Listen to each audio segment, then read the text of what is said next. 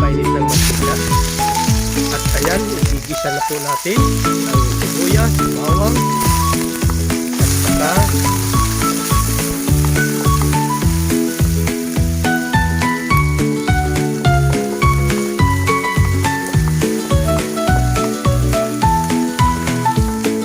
okay na po.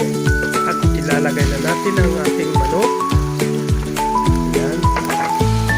At saka na po halo-haloin.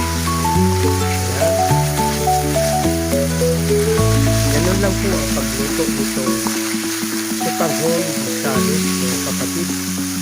Ayan. At medyo okay na rin po ang ating manok. Ano tayo ng pagluto.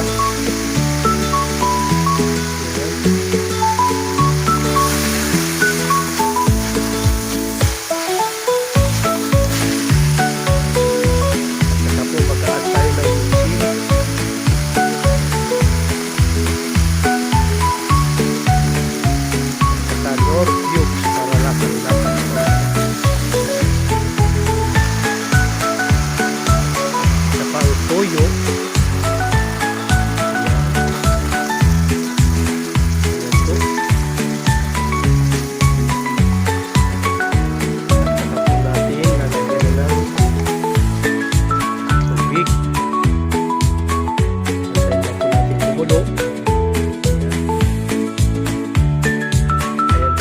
Kumukulo na po siya.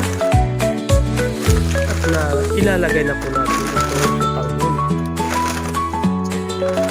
Yan. Nalagay lang sa tanghon, haluin. Yan.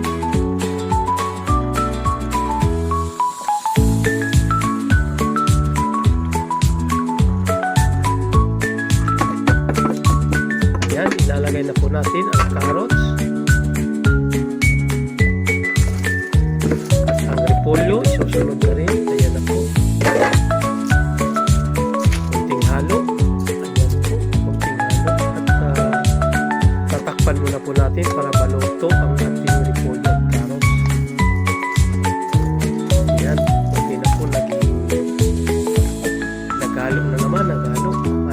Mikos-mikos na lang ba? Ayan, okay na po ang ating sutanghon. Pwede na po ang ating sutanghon.